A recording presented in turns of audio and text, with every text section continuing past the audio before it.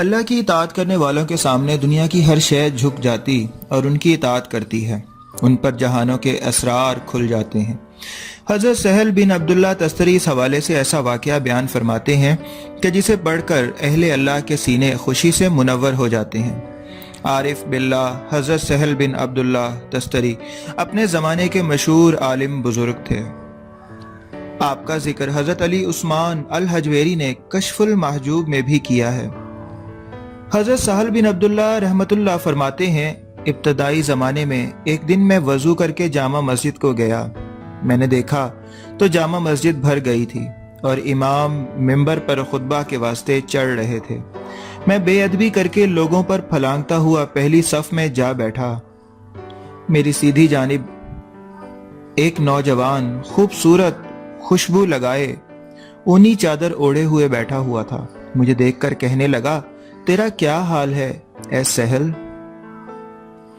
मैंने कहा, अच्छा हूं, लेकिन मुतफक्किर रहा कि उसने मुझे पहचाना और मैं उसे नहीं जानता था। नागाह मुझे पेशाब की सोजिश होने लगी और मुझे यह अंदेशा होने लगा कि अगर पेशाब के वास्ते जाता हूं तो फिर लोगों पर फलांगना होगा और अगर ना जाऊं तो नमाज जाती है। मैं ये सोच ही रहा था कि उस नौजवान ने पूछा, तुम्हें पेशाब की तकलीफ हो रही है? मैंने कहा, हाँ।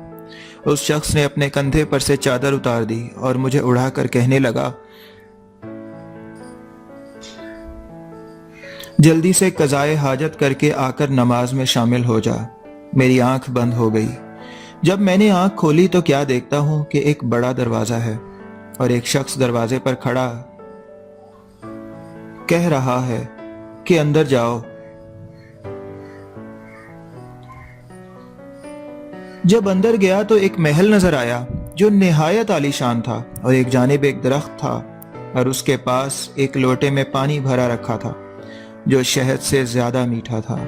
वहीं पेशाब करने की जगह भी थी और मिसवाक और रुमाल भी था।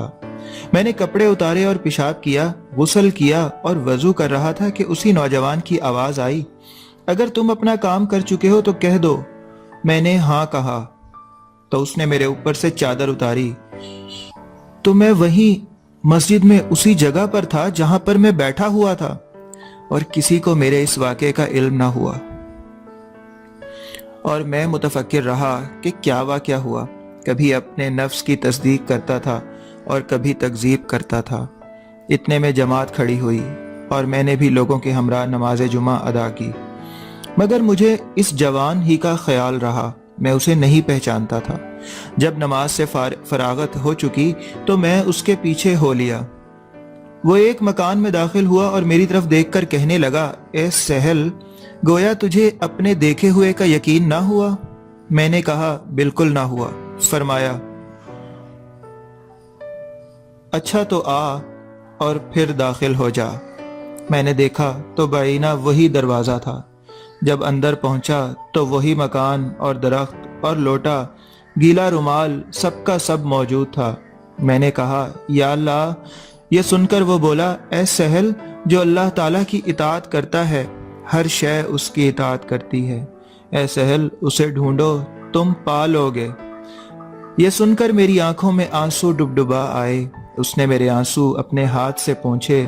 फिर जब मैंने आंखें खोली तो ना वो जवान थे ना ही महल।